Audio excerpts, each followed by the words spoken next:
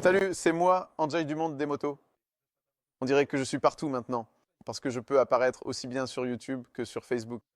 Et maintenant, c'est le moment où, après toute une journée de conduite que vous avez pu suivre en direct, je me tiens ici et je dois dire quelque chose sur cette moto. Je vais dire ceci, je ne vais pas tout dire, car il y a encore des choses auxquelles je dois réfléchir. Je laisserai certaines choses pour les lecteurs du magazine. Commençons par ceci. Qu'est-ce que la Yamaha MT-09? Quand la MT-09 a été présentée en 2013, le monde a un peu perdu la tête, car c'était une approche complètement nouvelle. Peut-être pas totalement nouvelle, mais c'était une approche vraiment différente de Yamaha envers le Roadster. Le moteur 900 CM3 à 3 cylindres a vraiment tout chamboulé, car toute personne qui montait sur cette moto devenait tout de suite folle d'elle. Le problème, c'est qu'après un certain temps, après cette première impression spectaculaire, les gens ont commencé à remarquer que l'accélérateur était un peu trop agressif, la suspension ne suivait pas vraiment le rythme de cette moto, et même si on a réussi à adoucir la réponse des gaz pour que la moto ne nous effraie pas à chaque fois, ce qui a été accompli plus tôt, la suspension, elle, n'a jamais vraiment réussi à suivre les performances du moteur. Elle suivait lors d'une conduite normale, mais au moment où l'on se rendait sur circuit, parce qu'on sentait sous la poignée que, mince, cette moto pourrait vraiment rouler sur piste, on arrivait et il s'avérait qu'elle se mettait soudainement à nous balancer. Les réglages disponibles n'étaient pas suffisants. Je m'en suis rendu compte moi-même, par exemple lorsque j'étais sur le circuit de Poznań. Vous pouvez le voir quelque part, je vais essayer d'insérer un lien ici. Il apparaîtra peut-être quelque part vers l'onboard de la MT-07 à Poznań et vous verrez que la sortie des virages est excellente, l'entrée dans le virage très bonne, mais au milieu du virage, cette moto ne voulait tout simplement pas s'incliner, il manquait de garde au sol, elle s'affaissait, frottait et tout simplement, au milieu du virage, on ne pouvait que rouler tranquillement avec elle.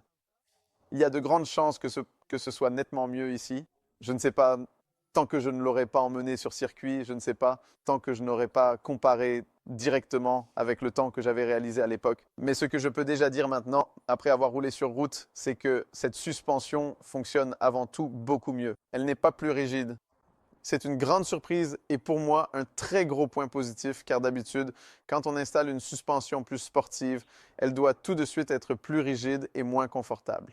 Non, cette moto ne semble pas plus rigide que la version de base, mais elle donne l'impression que la suspension fonctionne tout simplement beaucoup mieux. Il n'y a plus aucune chance de ressentir des mouvements de tangage ou des à-coups.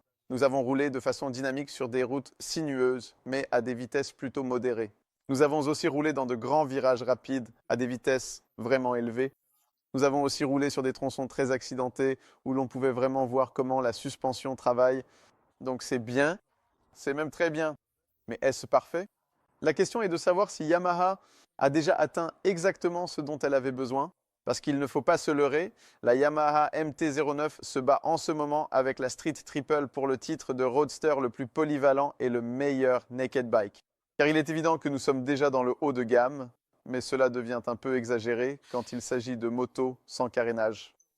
Ce type de machine, avec une puissance comprise entre 110 et 130 chevaux, c'est exactement ce dont les fans de naked bikes ont réellement besoin. Ont-ils réussi à atteindre la perfection? À mon avis, pas encore, mais je ne vais pas vous le dire tout de suite, car je vous encourage à lire le magazine, car c'est la meilleure source de connaissances qui restera avec vous très longtemps. En attendant, je vous invite à regarder comment cette moto roulait, comment elle s'est comportée aujourd'hui, parce que, oh mon Dieu, il est assez spectaculaire en ce qui concerne la conduite.